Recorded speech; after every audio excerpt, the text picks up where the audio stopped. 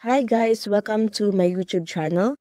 This video will focus on the traditional techniques of featured Asian folk arts such as Japanese kabuki theater, Chinese shadow puppetry, Taikun dance drama, and the Mongolian traditional art of kumei. Ang kabuki theater ay isa sa pinakatanyag na tradisyonal na teatro ng Japan. Imagine, 4 na siglo na itong nag-e-exist. Dito makikita ang malalaking galaw at expressive faces ng mga actors para ipakita ang emotions ng mga characters. Special din ang kanilang makeup, bright colors at patterns na talagang standout. Male actors ang gumaganap ng female roles gamit ang mga special techniques. Plus, may mga stage tricks tulad ng hidden doors at spinning floors para mas exciting ang palabas. Siyempre, hindi mawawala ang singing, music, fancy costumes at props gaya ng swords at fans para maging mas buhay ang performance. Ang Chinese shadow puppetry ay kakaibang art form gamit ang colorful silhouette puppets na gawa sa leather or paper.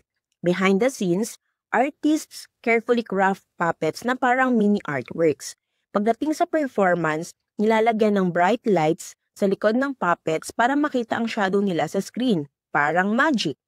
Puppeteers naman ang nagpapagalaw sa kanila gamit ang rods and strings, habang may actors and musicians na nagbibigay ng voices at tugtugan. Perfect ito para magdala ng mga Asian tales and legends to life.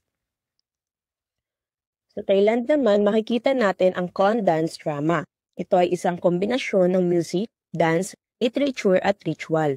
Mapapansin agad ang elaborated costumes na sobrang detailed at shimmering. Meron ding colorful masks na gawa ng mga skilled craftsmen. Ang mga dancers ay gumagamit ng precise choreography at graceful movements para ikwento ang battles between good and evil. May dagdag pang hand gestures o mudras at facial expressions para mas intense ang storytelling. Siyempre, kumpleto rin ito ng traditional Thai music, narration at singing para sa isang full cultural experience. Lastly, sa Mongolia naman, matatagpuan ang unique na komei o throat singing. Dito, ang mga singers ay nakakagawa ng 2 tunog ng sabay, isang drone at isang melody. Amazing, di ba? Kailangan nila ng super breath control para mapahaba ang mga tunog at gawin ang complex vocal techniques. Depende sa tongue position, lip tension, at throat shape, kaya nilang baguhin ang pitch at timbre. May iba't ibang style din tulad ng karkira o deep at isgiri o whistle. Siyempre, malalim ang cultural roots nito. Madalas itong maririnig sa festivals, gatherings, at spiritual ceremonies bilang celebration at storytelling. Kabuki, shadow puppetry, khon at kumei. Lahat ito ay patunay ng mayamang kultura at artistry ng Asia.